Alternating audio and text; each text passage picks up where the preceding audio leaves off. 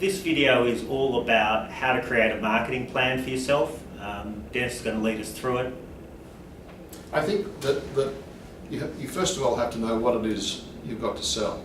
And in knowing what it is you've got to sell, you need a good understanding of the contributions that you've made for your current and previous employers.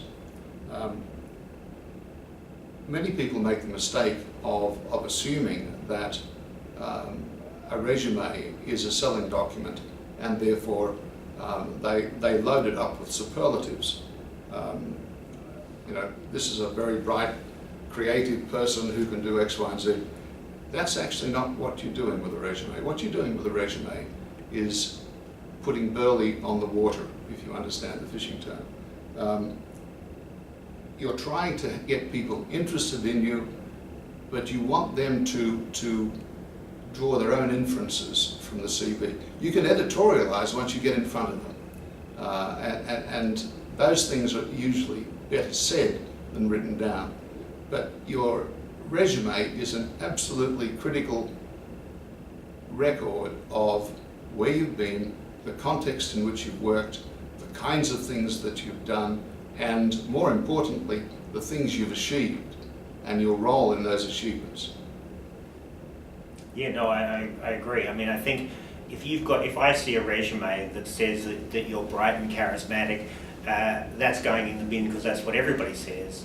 But if I see a resume that says, I created $100 million for Fred by delivering Project X, or I improved costs by 20% by changing suppliers, that's going to be more interesting for me because I'm going to recognise some of those problems in my own organisation, and I'm going to want to have a conversation with you to know whether what you've done can be applied to my problem. So what I'm going to do is I'm going to look at your resume and I'm going to say, well, okay, this person has worked in an organisation of a certain size with certain kinds of issues. He or she was challenged to do something about those issues, and the result was pretty positive. I really should see that person.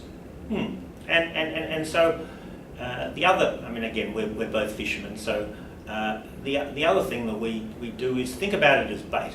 Think about it, the networking experience as fishing, and you're trying to cast bait into that pond to get people to bite. And so what are the most interesting problems and projects that your target base is having that you can be seen to have solved in the past?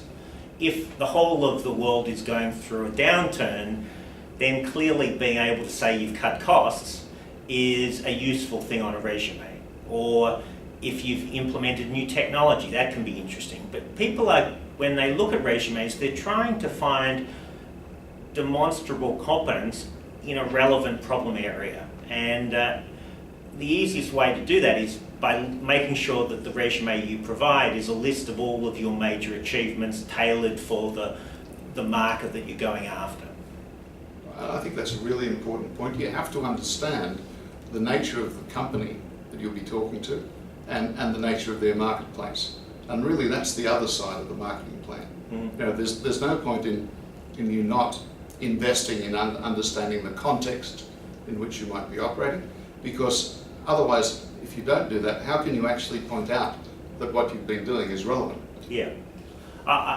So if we're going to do a separate video on targeting, but just to finish on this question of resumes, think about how your resume might entice somebody in your target market to have a conversation. Because if it does that, then you're going to be successful. I think a word to the wise about resumes. An experienced search consultant, or HR person for that matter, knows that quite frequently by accident, a resume doesn't tell the whole truth. Don't commit the sin of omission. Make sure that your resume is complete, that gaps in where you've spent time are explained, And so you've got a continuum from when you graduated until the present. You don't have to spend a lot of time and effort on it, but people look for that continuum in a career. Absolutely. And they look for, finally, what probably my finishing comment is, if you can engage them in the story of your life, then it'll help them to understand why they're the next right move for you. So you know, think about it as a little bit, you know, you want them to understand where you've come from and where you're going to, so that they understand why they would be a good fit for you. Anyway, we hope that's helpful, and we look forward to your feedback through the YouTube forum below. Thank you so much.